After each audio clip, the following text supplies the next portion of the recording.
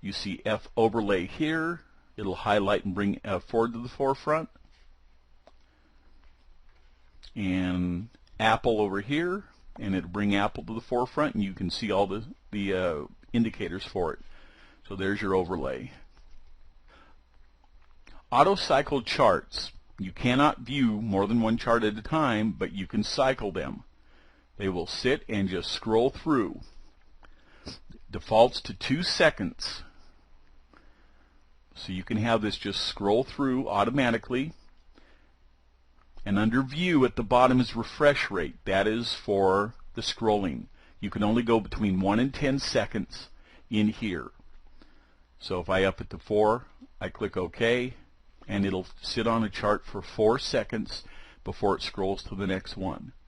But that's what autocycle charts is. To turn it off, you can uncheck it or just click on something and that automatically disables it. View toolbars basically just turns off and on your toolbars up top. Time-based mode is right here, WD 60 30 15. If you don't want to look at that, you just uncheck it. Drawing tools is the Fibonacci. You can uncheck that. Any of these. So turn off time-based mode, and it's no longer there. And I'll turn it back on. Basically, that's what view is to turn off and on your screen. In here, you can do date and price pane. That'll turn off open, high, low, and close, and give you all indicators. Or you can do the entire panel, F10. These shortcut keys, if you're used to those, just F7 through F10 will turn off the various items. View, hide all, which gives you chart full screen if you like charts. Clear alert list, like I said, is this down here. If you have numerous alerts and you don't need to see them anymore, you just clear them or hit F3, and refresh rate is for the auto cycle. Your drawing tools are here, and they're here. So if you go into draw, it's the same as these buttons right here. Except we do have zoom that's not on the toolbar, and it's a cute little item people requested. Click on zoom, and you pick an area you want to see more full screen like this, and you hold your mouse button down and let go, and it will view its full screen so you can see a close-up of it. That's what zoom is, and that's not on the toolbar.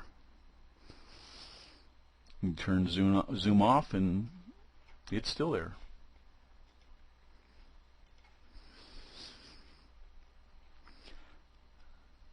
So that's the basics of alerts. The one last thing I want to go through is if you create multiple alert windows, different RTA files, and if you want them as shortcuts on the desktop, you just right-click on the desktop, go to New, Shortcut, and you can simply point to the RTA file under the WinTest32 directory. Once you get past the folders, it'll show you everything that can create as a shortcut. And let me try to find those. Mine was webinar, I think. There's my webinar RTA. That's the shortcut. You click next, and you can just put webinar alerts and click finish. You now have one.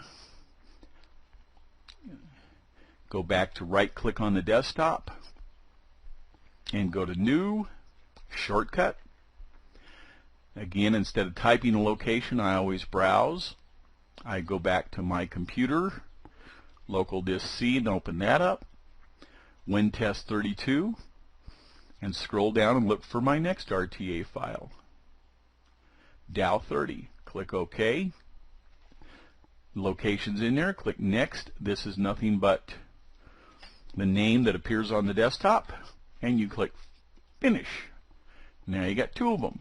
So instead of having to open one each day, You can set up 3, 4, or 5 of these and just double click, which might save you time if you do multiple alert windows instead of, I've got that, and I've got webinar, which is already open. Oh, there's 2 of them open now. And the last trick of the day, now that we've created shortcuts, open up one RTA file, hold the shortcut key down, hold the control key down on your keyboard, and right-click on your next application. I just right-click on Dow 30 and tile horizontally.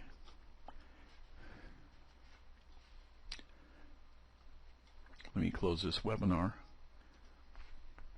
You can have them top and bottom. The alerts can fire. You can listen to them. So if you've got you've got one alert screen with one set of symbols and one set of alerts, and you've got another, you can tile them right and left. If you have multiple screens, you can just move them onto the other screen. And that was simply by opening up one, maximizing one. Of course, they come in like this again thanks to Windows. And you right-click and tile vertically. And now they're side by side. So hold the control key down and right-click on your second app. You can do this with any application. If you've got the toolbar down there, you can do it too. You can right-click on that and tile it in. You see, now I've got them on top of each other. You can place them. So you can do that. That's just a Windows function, and that is pretty much it. We'll get into alerts a little bit more later on because I need to show you how to create alerts. And basically, like I said, in edit alerts, but there's a rule builder in here, just like there is in Expert Design Studio. You can create your own alerts in here and get yourself up and running on alerts best you can. Any help, just email support@AIQsystems.com and we will get you going. Have a good day.